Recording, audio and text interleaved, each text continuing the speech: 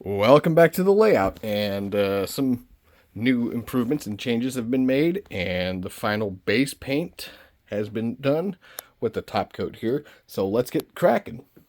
So recently I decided to move all my rolling stock that was on the yard diorama and put it on moved them over to the main section of the layout so I could have some room to store some stuff.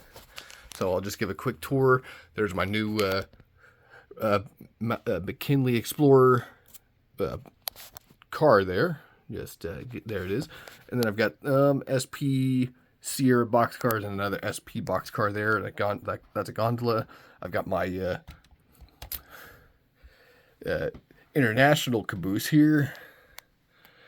And then I've got some other rolling stock just to give you an example of what's going on here. The tank cars will be going back into Conway shortly. So let's move back over to the diorama. So everything here is covered in a layer of base paint, and I've used four different methods, or a few different methods here. So the brown is the satin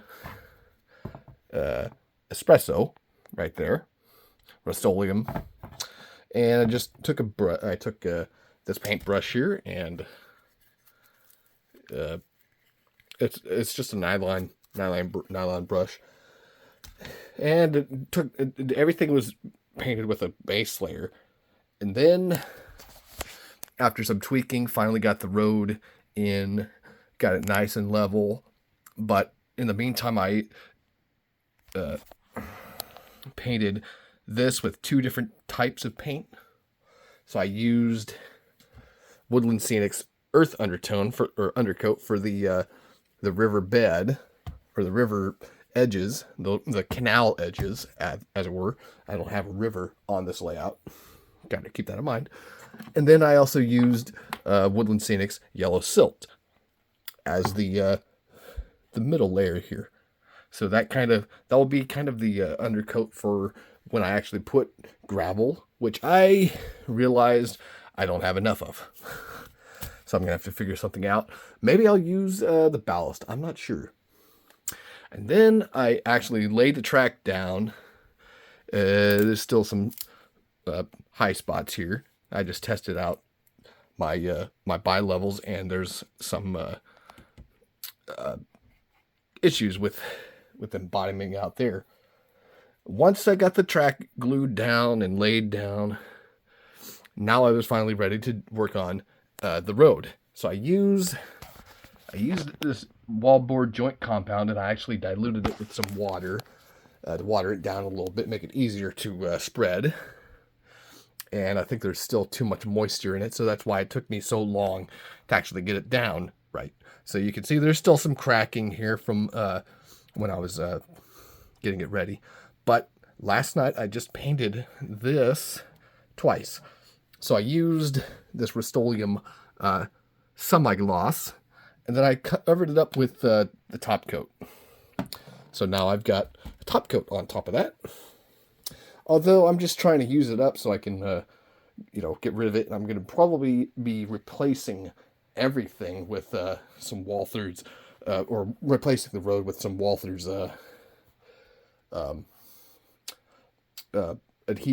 self-adhering roads.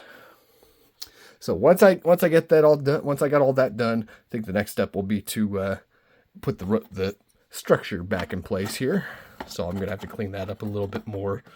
As you can see, it fits, and so does that. So I've got that all squared away.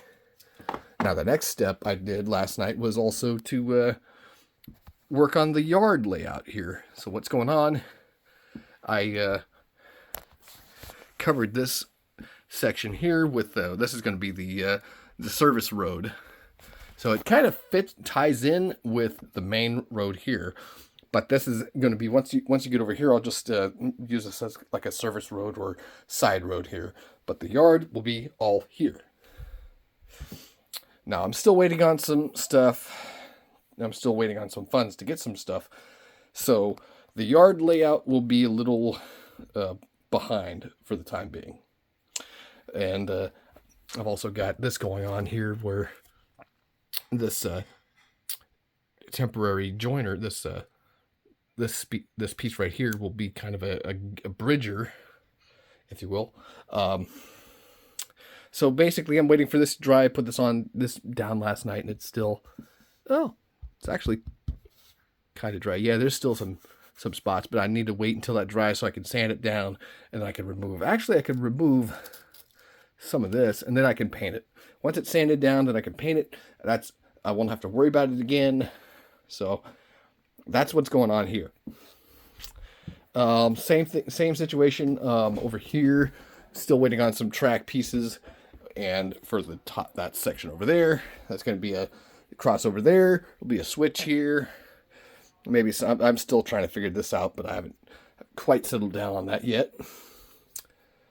Where was I going with that? Oh yeah, if you look back there, I've got the station and museum display going on. So what I decided to do was, because all back here was nothing but this ballast stuff that I got from Amazon. And what I'm going to do with that is, that's going to be a museum track, and I'll make that all nice and presentable, then maybe put some background buildings there. I'm not sure about that yet. But definitely there'll be some background buildings maybe up here at some point in the future. At least from that corner to roughly here. That way it doesn't interfere with the Armfield yard there. But that's what's going on. Yeah, I still got to work on the helix. My brother pointed that out. So I'll get to that at some point. But this is what's going on with the layout. I think another step here, because this spot here seems to be a trouble spot with getting everything lined up.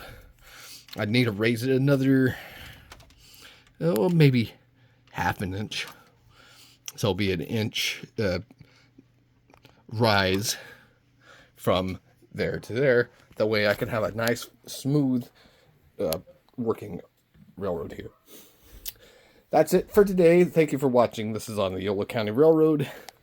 The diorama is going through first. All right. Y'all have a good one. Bye for now.